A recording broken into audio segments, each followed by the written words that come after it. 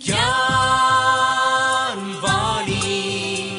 का नव उपहार, पहुंची शिक्षा के द्वार, पढ़ी लिखी और बनी कुशल, ज्ञानवाणी का उद्देश्य सफल। ज्ञानवाणी। नमस्कार श्रोताओं, स्वागत है आप सभी का हमारे कार्यक्रम साप्ताहिक ज्ञान पत्रिका में। आज के अंक में आपके साथ हूँ मैं हरप्रीत कौर। श्रोताओं, किसी भी व्यक्ति के जीवन निर्माण में सबसे अहम भूमिका शिक्षा की होती है। अगर जीवन में कोई कठिनाई आ जाए तो ऐसी स्थिति में विद्या ही हमारे काम आती है। विद्या के बल पर ही इंसान अपने जीवन में सही निर्णय लेने के लिए सक्षम हो पाता है। और जब बात होती है खुद को शिक्षित करके अपने करियर को आगे बढ़ाने की, तो सही जानकारियों का होना बहुत आवश्यक है। और हमारे इस कार्यक्रम के माध्यम से हम आप तक वो सभी जानकारियां पहुंचाते हैं जिनका लाभ उठाकर आप अपने भविष्य को उज्जवल बना सकते हैं। तो चलिए कार्यक्रम में आगे बढ़ते हैं और सबसे पहले आपको देते हैं इग्नू से संबंधित मुख्य जानकारियां संक्षेप में। इग्नू ने बढ़ाई जुलाई सत्र में एडमिशन की अंतिम तारीख। इग्नू ने आमंत्रित किए बेस्ट इनोवेशन अवार्ड 2023 के लिए आवेदन। इग्नू करेगा UGC approved short term programme का आयोजन। और वायुसेना के अग्निवीरों के लिए इग्नू ने लॉन्च किया नया एडमिशन पोर्टल। आप सुन रहे हैं साप्ताहिक ज्ञान पत्रिका सिर्फ ज्ञानवाणी FM 105.6 मेगाहर्ट्ज पर। इंदिरा गांधी राष्ट्रीय मुक्त विश्वविद्यालय ने जुलाई सत्र में एडमिशन की अंतिम तारीख बढ़ा दी है। छात्रों के हितों को ध्यान में रखते हुए इग्नू ने अपने सभी ODL और ऑनलाइन प्रोग्राम्स में एडमिशन की अंतिम तारीख बढ़ाकर 10 अगस्त 2023 कर दी है। जो भी छात्र इग्नू के विभिन्न प्रोग्राम्स में एडमिशन लेना चाहते हैं, वे इग्नू की वेबसाइट www.ignu.ac.in पर लॉगिन कर विस्तृत जानकारी प्राप्त कर सकते हैं। इंदिरा गांधी राष्ट्रीय मुक्त विश्वविद्यालय के national centre for innovation in distance education यानी NCIDE के द्वारा बेस्ट इनोवेशन अवार्ड 2023 के लिए आवेदन आमंत्रित किए जा रहे हैं। भारत सरकार के आत्मनिर्भर भारत अभियान और नेशनल एजुकेशन पॉलिसी 2020 के उद्देश्यों को ध्यान में रखते हुए इग्नू छात्रों में रचनात्मकता, नवाचार और उद्यमशीलता को बढ़ावा देने हेतु हर वर्ष इस प्रतियोगिता का आयोजन करता है। इस प्रतियोगिता में भाग लेने के इच्छुक छात्र अपने आवेदन 30 सितंबर 2023 तक ncide@ignu.ac.in पर ईमेल कर सकते हैं। इस विषय में अधिक जानकारी के लिए लॉगिन करें www.ignu.ac.in पर। इंदिरा गांधी राष्ट्रीय मुक्त विश्वविद्यालय के staff training and research institute of distance education यानी स्ट्राइड द्वारा 6 दिवसीय UGC approved short term programme के लिए आवेदन आमंत्रित किए जा रहे हैं। इस प्रोग्राम का विषय है design, development and delivery of MOOCs. इस कार्यक्रम का आयोजन ऑनलाइन मोड में 21 से 26 अगस्त 2023 के दौरान किया जाएगा। इस कार्यक्रम में टीचर्स, एजुकेशनिस्ट, रिसर्च स्कॉलर्स और एकेडमिशियंस भाग ले सकेंगे। इस विषय में अधिक जानकारी के लिए आप विजिट करें www.ignu.ac.in पर।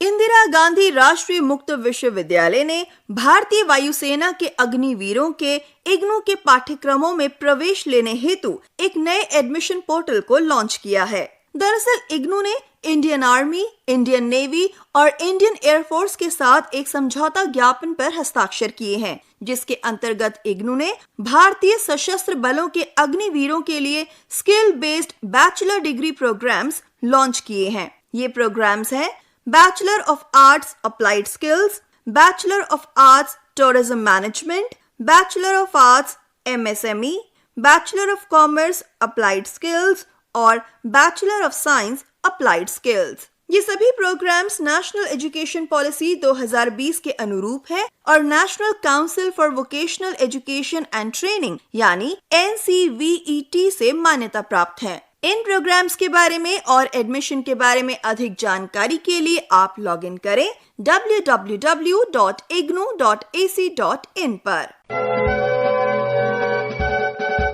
तो श्रोताओं, ये थी इग्नू से संबंधित मुख्य जानकारियां। आप सुन रहे हैं साप्ताहिक ज्ञान पत्रिका।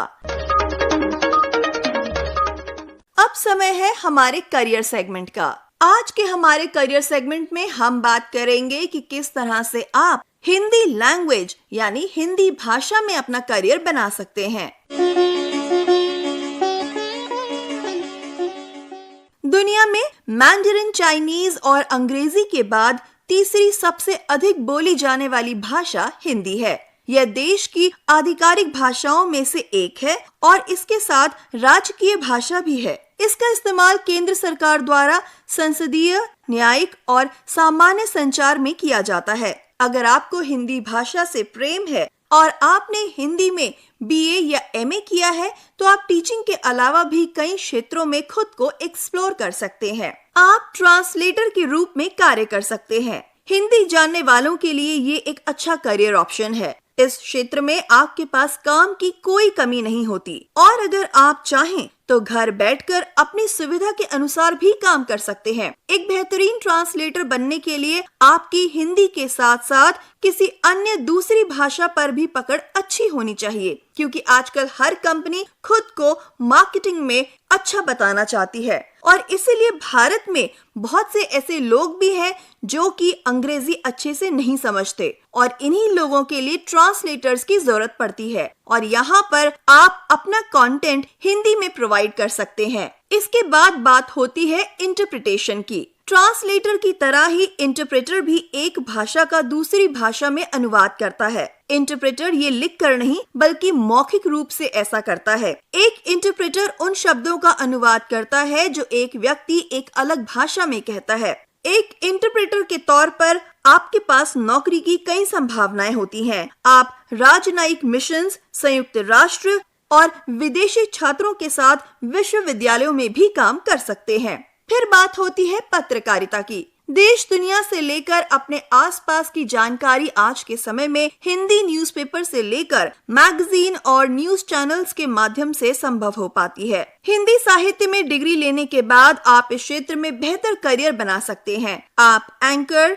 News editor, news writer, reporter आदि बन सकते हैं। अगर आप घर बैठकर ही कमाई करना चाहते हैं तो हिंदी भाषा में अच्छी पकड़ के साथ साथ आपका लेखन भी अच्छा होना चाहिए। इसके बाद आप किसी भी हिंदी वेबसाइट के लिए घर बैठकर ही लिख सकते हैं। फिर आते हैं राजभाषा ऑफिसर। जी हाँ, बैंकों की सभी शाखाओं में राजभाषा ऑफिसर्स नियुक्त किए जाते हैं। इनकी प्राथमिक भूमिका ग्राहकों की मदद करने के अलावा रोज के कामों में राजभाषा के प्रयोग को बढ़ावा देना होता है। वे बैंक के आधिकारिक दस्तावेजों का हिंदी में अनुवाद करते हैं। आप स्क्रीन राइटिंग में भी अपना करियर बना सकते हैं। श्रोताओं, इन सब प्रोफाइल्स के अलावा आप कंटेंट राइटर, वॉइस असिस्टेंट और अध्यापक के रूप में भी कार्य कर सकते हैं। तो ये था हमारा आज का करियर सेगमेंट, जिसमें हमने आपको बताया कि हिंदी भाषा के क्षेत्र में आप किन किन प्रोफाइल्स पर काम कर सकते हैं। आप सुन रहे हैं साप्ताहिक ज्ञान पत्रिका और अब समय है रोजगार संबंधित जानकारी का। New India assurance company limited में एडमिनिस्ट्रेटिव ऑफिसर स्केल 1 के 450 पदों के लिए आप 21 अगस्त 2023 तक आवेदन कर सकते हैं। अधिक जानकारी के लिए लॉगिन करें www.newindia.co.in पर। Shyamlal college evening university of Delhi में असिस्टेंट प्रोफेसर के 60 पदों के लिए आप 11 अगस्त 2023 तक आवेदन कर सकते हैं। अधिक जानकारी के लिए विजिट करें www.colrec.uod.ac.in पर।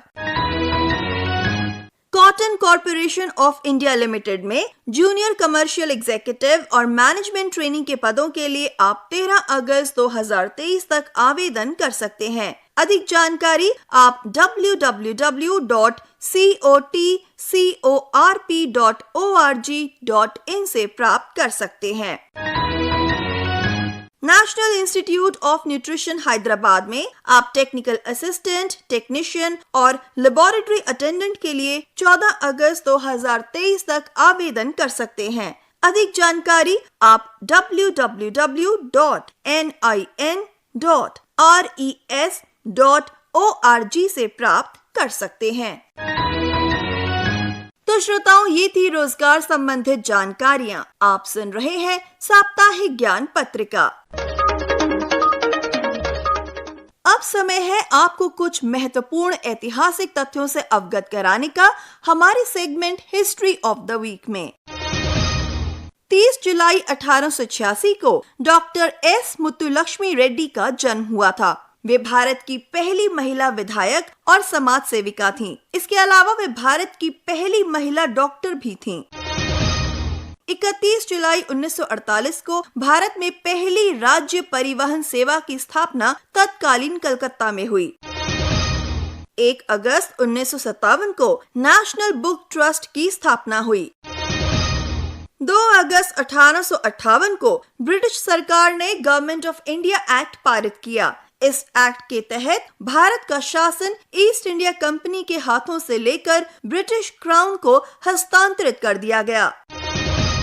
3 अगस्त 1985 को भारत के सम्मानित समाज सेवी बाबा आमटे को जन सेवा के लिए रेमन मैग्सेसे पुरस्कार प्रदान किया गया।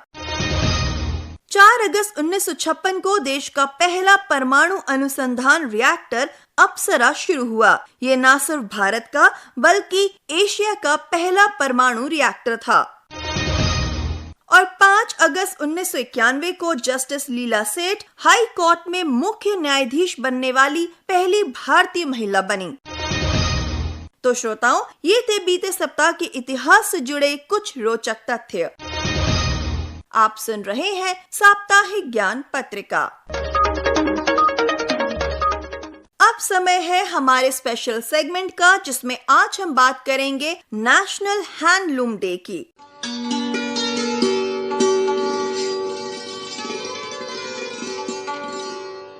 हर साल 7 अगस्त के दिन राष्ट्रीय हथकरघा दिवस यानी नेशनल हैंडलूम डे मनाया जाता है। इस दिन भारतीय लोकल हैंडलूम को प्रोत्साहित किया जाता है। इंडियन ब्रांड्स और खादी को दुनिया भर में पहुंचाने की पहल की जाती है। इस दिन को मनाने का उद्देश्य है आर्थिक रूप से हथकरघा उद्योग को मजबूत बनाना और इसे दुनिया में ब्रांड के तौर पर पेश करना। हैंडलूम से बनी खादी की साड़ी, सूट, दुपट्टा या कुर्ता और शर्ट काफी कंफर्टेबल होते हैं और कई लोगों की आज पहली पसंद भी है। इसी दिन सन 1905 में स्वदेशी आंदोलन शुरू हुआ था और इसी दिन कोलकाता के टाउन हॉल में एक महाजनसभा में स्वदेशी आंदोलन की औपचारिक रूप से शुरुआत की गई थी। भारत सरकार इसी की याद में हर वर्ष 7 अगस्त को राष्ट्रीय हथकरघा दिवस मनाता है। इस दिन का एक उद्देश्य लघु और मध्यम उद्योग को बढ़ावा देना भी है। ये वस्त्र मंत्रालय के तहत आता है। बुनकर समुदाय को सम्मानित करने और भारत के सामाजिक और आर्थिक विकास में उनके योगदान को स्वीकार करने के लिए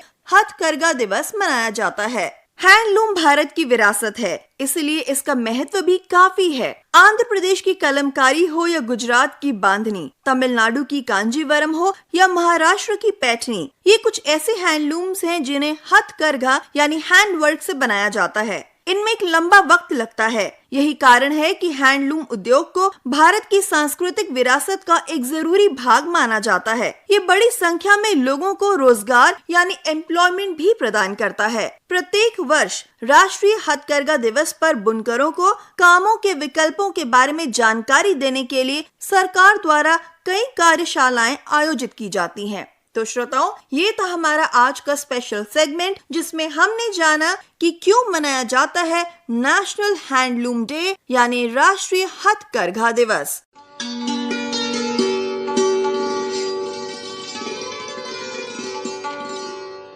आप सुन रहे थे साप्ताहिक ज्ञान पत्रिका।